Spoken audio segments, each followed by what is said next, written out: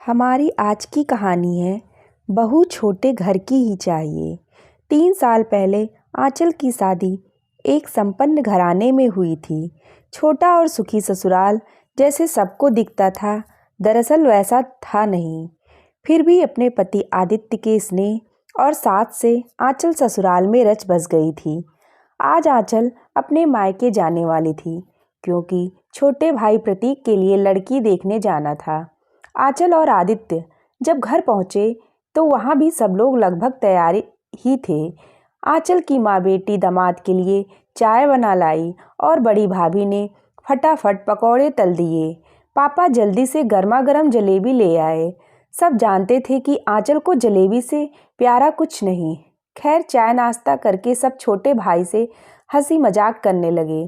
तभी आदित्य ने पूछा, मम्मी जी, पिछले महीने जो लड़की देखी थी वहाँ बात क्यों नहीं बनी?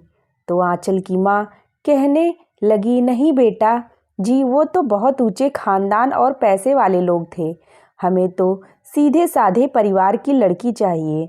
अमीर घर की लड़कियां ससुराल में अपने माँ बाप के पैसे का रौब भी जताती हैं और परिवार में घुलती भी मिलती भी नहीं। 100 तरह के नखरे और खर्चे लेकर आती हैं, काम वाम में चुस्त नहीं होती। आंचल के पिता ने भी सिर हिलाकर अपनी सहमति जताई। तभी बड़ी भाभी जो चाय के कप उठाने आई थी, उनके हाथ से कप छूटकर गिरा और टूट गया। आंचल की माँ ने उसे डांटते हुए वहां सफाई करने को बोला।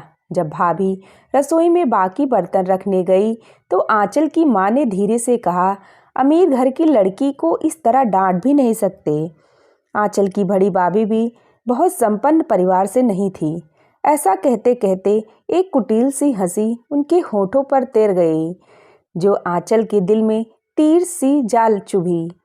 आंचल ने बड़े भैया से बाजार से और जलेबियां लाने को कहा और आदित्य को भी साथ ले जाने को कहा।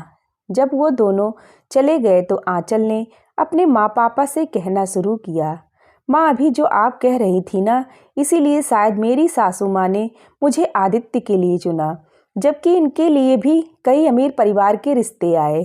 मेरी शादी के कुछ समय बाद ही उन्होंने घर से रसोइयों को और कपड़े धोने वाली को हटा दिया। उनका भी यही सोचना है कि गरीब घर की लड़की लाए हैं, इन लोगों को तो आदत होती है काम करने की, इनके घर कहाँ नौकर होते हैं। मेरी सास भी मेरी छोटी सी छोटी गलती पर मुझे मालिकों की तरह डांट देती है, और यहाँ तक कि अगर घर में किसी की कोई चीज़ गुम जाए तो सबसे पहले मुझसे ही पूछा जाता है, जैसे कि मैं कोई चोर हूँ। हालांकि सासू माँ ने कभी मेरे लिए चोर शब्द इस्तेमाल नहीं किया, पर मुझ पर कीमती चीज़ों को लेकर भरोसा भी नहीं किया। माँ, अगर गरीब घर की लड़की के साथ ऐसा ही व्यवहार करना होता है तो बेहतर है अपनी बेटे की शादी ही ना की जाए।